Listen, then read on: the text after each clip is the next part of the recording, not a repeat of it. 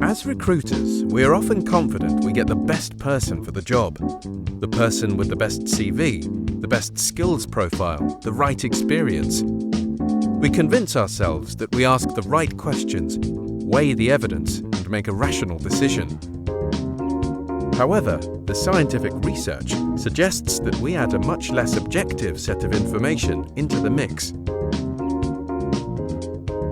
For example, in 2010, researchers in Sheffield, England, sent out 3,000 CVs for real jobs across cities in the UK. They put a typical white name at the top of 1,000 of the CVs, an Asian name at the top of 1,000, and an African name at the top of 1,000. They were the same CVs, only the names varied, and then they waited to see who got invited for an interview. They found that if you had a white name, you typically waited 9 applications before you got an interview. If you had an Asian or African name, you waited 16 applications on the same CV.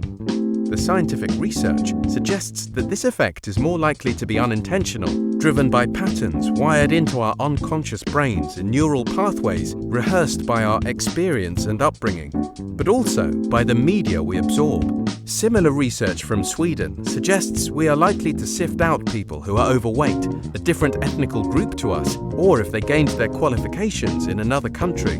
We also seemed hardwired to prefer tall people, particularly tall men, as leaders. We unconsciously see more attractive people as more competent and socially confident, and see names which are familiar or easy to pronounce as more competent. We seem to prefer to be with people who are like us, that look like us, sound like us, share our social background, interests, or education. Brain scans show that we make these rapid, automatic, and unconscious judgments about people in less than 1/5 of a second, faster than our eyes can even process the person's face. By the time our thoughtful, objective brain kicks in after about 1/2 second, it is too late to stop these judgments affecting our people decisions.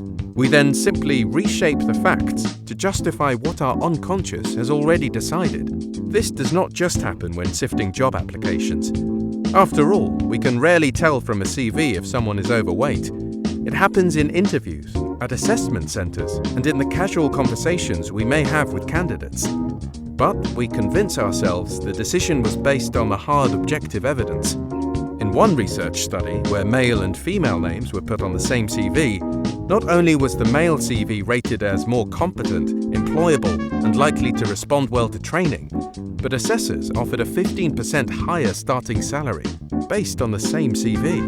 By letting these unconscious preferences for some types of people, usually people like us, affect our people decisions, we may let the real talent slip through our fingers by fishing from only part of the talent pool, and ignore people who are less like us, but who could bring real creativity, innovation, and customer perspective to the job.